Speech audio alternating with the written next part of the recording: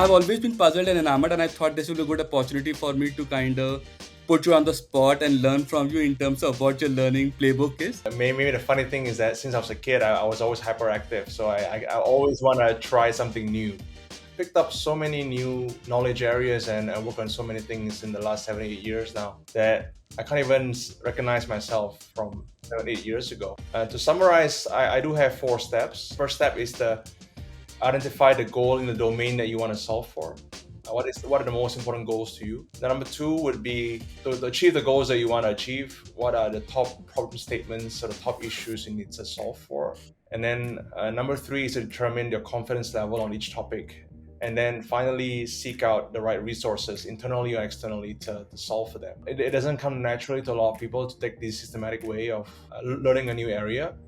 I can give you an example of how I picked up perhaps M&A or investments, things like that, right? To decide on a deal. Do we want to acquire a company or not? And the decisions require competency, right? And hence, I need to study.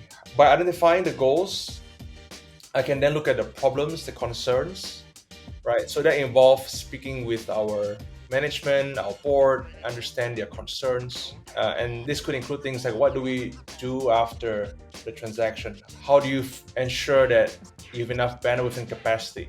Assess objectively an acquisition, things like that. So broad spectrum, technical, less technical, things like that.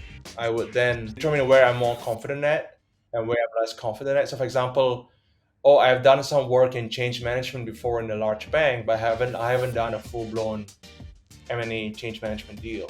So based on each area, I then figured out that I need to speak to a few experts. So point number 4 was around resourcefulness.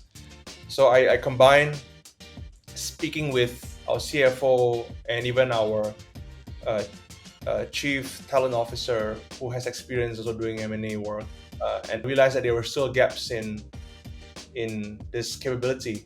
So I ended up speaking to 3 or 4 experts externally to plug the gap. But that's how the 4-step put into play over the years. And there's only so much I can learn about certain topics online or in books. And that's where I think building that personal network over time, or having a mix of informal and established networks that you can tap into when you need help, that's very handy. And that's something that I deliberately worked on over the last 4 or 5 years. For example, one of my biggest help comes from Endeavor, which is an entrepreneur nonprofit. And Endeavor has been such a big help for me because we speak with mentors 50 times a year, 50. And can you imagine the number of topics that we talk about and the amount of learning that we got? Right. So that's an example of tapping into an established and formal network.